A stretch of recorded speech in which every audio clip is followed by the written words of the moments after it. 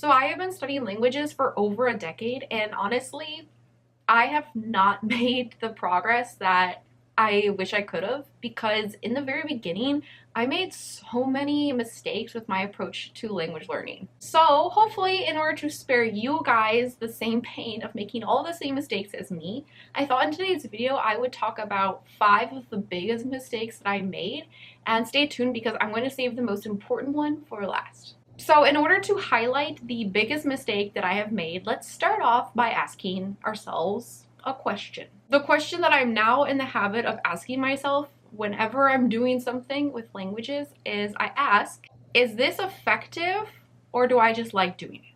If you're anything like me, sometimes you get so caught up in building a routine and like sticking to the same thing that you could be repeating the same like method over and over. And it feels good. It feels related to language learning. You know, you feel like you're making progress, but you're really not. You're more so enjoying the comfort of this familiar activity. So the question that I would ask myself now is whenever I'm doing something with languages, I ask, is this effective? Or do I just like doing that? So the next problem that I had was I was not a quitter. Okay, stay with me. What happened was I never wanted to quit anything. That was the problem I had, was if I got a textbook, I got a resource, I signed up for a class, I really felt like I should see it through to the end. I was taking classes in Daejeon in Korea, and there's a university in Daejeon that produces like their own textbook series, and I had taken classes in the city of Daejeon, and so they were using those textbook series.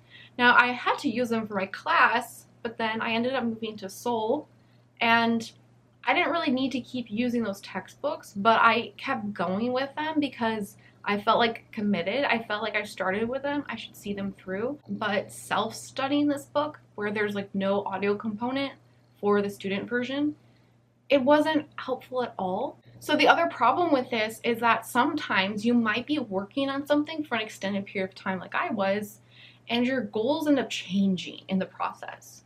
So at some point, it's serving you, it's working for you, and then at some point your goals shift for various reasons, and then what you're doing isn't really helping those new goals. It's like, okay, my goals have changed, and so this is no longer good for that, so just yeet it. Just quit. And this ties into my next mistake, which is potentially one of the biggest ones. I was too much of a perfectionist. I have to 100,000% insist to you guys, if you are a perfectionist, if you're still in the trenches of being an extreme perfectionist and you think that somehow that's helping you, it is not. I promise you, it does not help you in language learning. It does not help you in your career, probably. Because the biggest thing that happens if you struggle with perfectionism, like I did, is you waste a lot of time on crap that's not important. Like making beautiful notes. Another way perfectionism showed up for me was I would eventually get the gusto to quit something that wasn't working for me, like change resources, but I would be like intermediate level in a language and I would want to change resources to something else,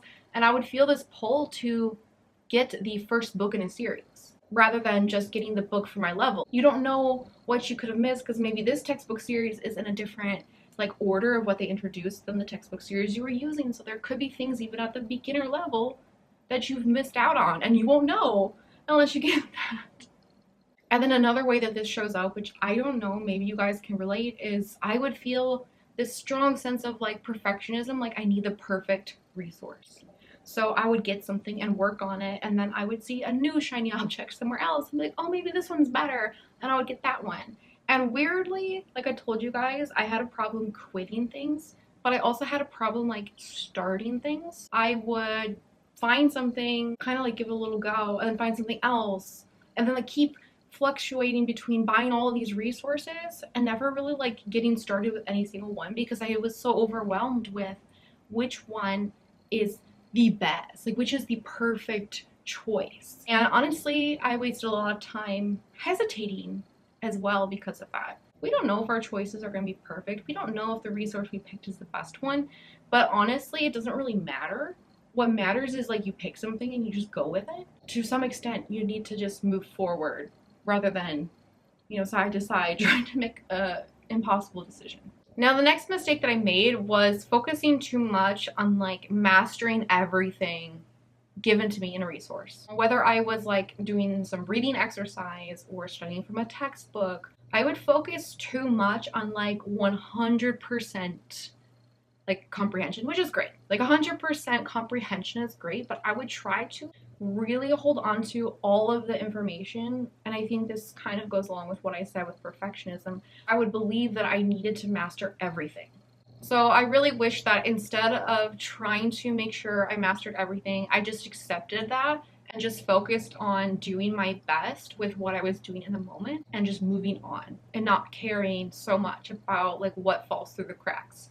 Because if it's important, it'll come up again in my studies and it will stick eventually. And if it's not important, that's probably also why it doesn't stick. So that's the other thing like I wish I realized was I was focusing so much on like certain grammar and certain words and certain concepts that might also not be important as well. And it would have just been better to just move on and just really accept that there's always going to be holes in your knowledge. And I think the biggest mistake that I made was I was focusing more on like what to do to learn a language, and really what I wish I had been focusing on was what are the results that I want, and then reverse engineering from there, like how to get them. Because I think that the biggest mistake that I made was I would just do anything, and then I would start to realize like later, actually my goal is this, but what I'm doing is not going to get me this. What I'm doing now is going to bring me to this. And so you could spend a lot of time improving your language skills, but not getting the desired outcome that you want. What I would recommend is instead of just saying like, how do I learn a language? What should I do now? Just choose the things that are most important to you, whether it's pronunciation, reading, speaking, writing. Figure out what's important to you, like what's your heart set on, and then ask yourself like, what could I do to improve that specifically, instead of just blindly choosing something to do now.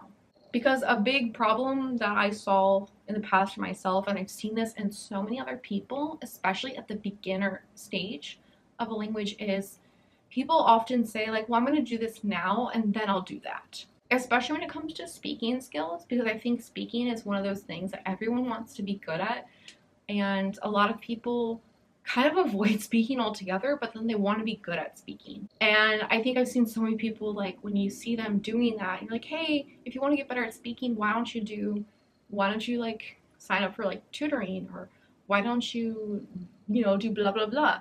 And I've seen so many people respond like, yeah, well, I'm just gonna do this, like what they're already doing. I'm just gonna do this now, and then I'll do that later, like when I'm better at the language. And I think the problem is like, you can't really get better at something while avoiding it. Like you can't really get better at speaking while avoiding the things that improve speaking. You can't really get better at listening while never listening to the language. You can never really get better at writing if you don't write in some form yourself. These were just 5 of the biggest lessons that I could give you guys based on my mistakes. Let me know in the comment section if you guys found this helpful. I could probably think of like so many other mistakes, or I could dive more into more specific details about things that I have done that I wish I didn't. Just whatever you guys want to hear. If you're here at this point in the video and you want to say something, just say it down in the comments, and thank you so much for watching.